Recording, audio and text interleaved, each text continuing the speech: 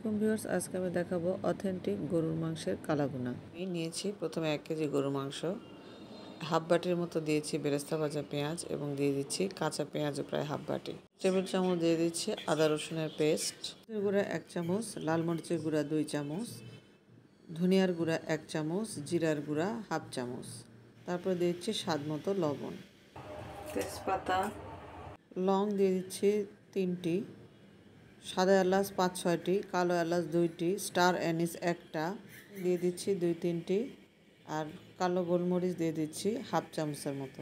কাবাব মশলা দিয়ে দিচ্ছি প্রায় 5-6টির মতো। বেরেস্তা ভেজেছিলাম সে তেল থেকে হাফ বাটির মতো দিয়ে সুন্দর করে মাখিয়ে নিয়ে গেলে এখন আমরা চুলায় তুলে দিচ্ছি এবং হাই হিটে 5 মিনিট রান্না করব। প্রথমে সে কোনো পানি ইউজ করব না, মাঝে মধ্যে ঢাকা দিয়ে দিয়ে কষিয়ে কষিয়ে রান্না করব এবং এখন চুলার আঁচটা একটু লো করে দেব, মিডিয়াম টু লো বের হবে এবং এই পানি দিয়ে আস্তে আস্তে গরু মাংসটা সিদ্ধ হয়ে যাবে। এই জন্য কিছুক্ষণ পর পর ঢাকনা উঠিয়ে একটু নাড়া দিতে হবে। 20 থেকে 30 মিনিট এরভাবে হালকা করে ঢাকা দিয়ে একটু করে নেড়ে নেড়ে মাংসটা রান্না করতে হবে। উঠিয়ে প্রায় দিয়ে দিচ্ছি 4-5টা রসুন। এটা আমার রসুনটা আসলে মাংসের সাথে খেতে ভালো লাগে, এই জন্য দিয়ে দিচ্ছি 4-5টা রসুন। নাড়াচাড়া দিয়ে আবার সুন্দরভাবে ঢেকে দেবো মাংসটা ভালোভাবে সিদ্ধ হওয়ার জন্য। ঢাকনা তুলে তুলে নেড়ে নিয়ে দেখতে হবে নিচে যেন লেগে না যায়, আর খেয়াল করতে হবে যে মাংসটা কতটুকু সিদ্ধ হয়েছে, আবার ঢেকে রাখতে হবে।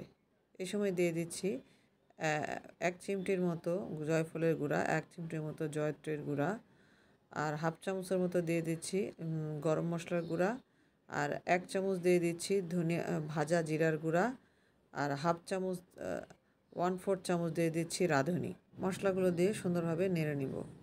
চুলাতে বাগারের জন্য দিয়ে দিচ্ছি একটা ছোট কড়াই। এই কড়াই দিয়েছি 1/4 কাপের মতো সরিষার তেল। এরপরে পেঁয়াজ দিয়েছি বড় সাইজের 2টা, আর রসুন দিয়ে দিচ্ছি প্রায় একটা মানে প্রায় 5-6টি কোয়া কুচি করে, আর আদা কুচি দিয়ে দিচ্ছি প্রায় 1 টেবিল চামচের মতো, দিয়ে সুন্দরভাবে নেড়ে নেব।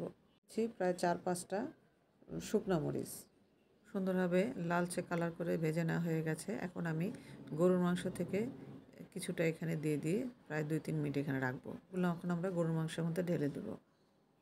সুন্দরভাবে একটু নেড়ে চেড়ে নিব। এই সময় আমি আরও কিছু আস্ত কাঁচা পেঁয়াজ ইউজ করব। আরও 4-5 মিনিট এভাবে নেড়ে নিব। 1/4 চামচ গরম মশলা গুঁড়া এবং হাফ চামচের মতো ভাজা জিরার গুঁড়া দিয়ে 2-3 মিনিট রেখে ঢেকে নামিয়ে ফেলবো। গেল মজাদার স্বাদের অথেন্টিক কালাভুনা রেসিপি। আশা করি রেসিপিটা আপনাদের ভালো লাগবে।